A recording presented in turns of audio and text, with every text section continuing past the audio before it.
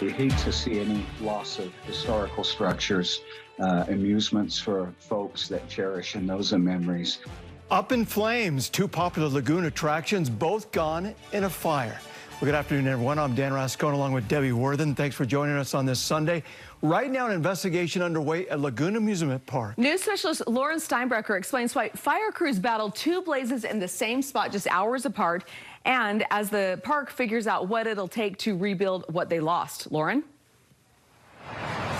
Yeah, Debbie and Dan. So firefighters were here pretty much all day yesterday at Lagoon and then through the night until this morning. Unfortunately, they could not save the building that housed those two attractions, but they were able to save some historical items.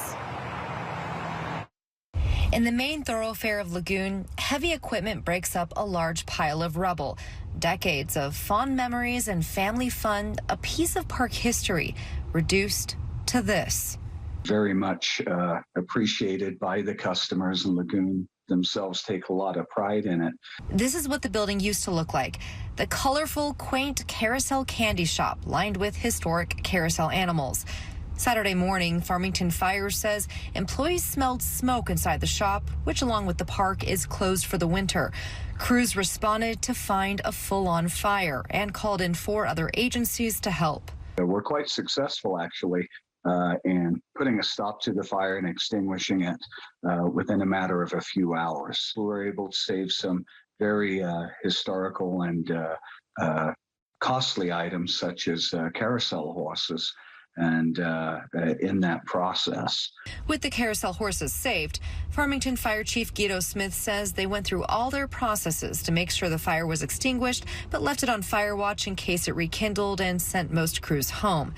Then hours later at around 9:20 p.m., smoke and flames again rose from carousel candy after Chief Smith guesses smoldering in some small space they couldn't reach flared back up.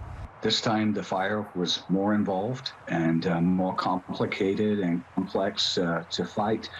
We utilized the same 5 agencies again as a group effort to not only try and save the building, but save the surrounding exposures to it.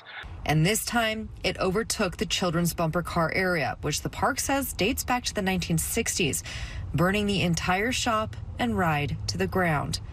As the park now cleans up from the loss, they say they're already making plans, determined to rebuild.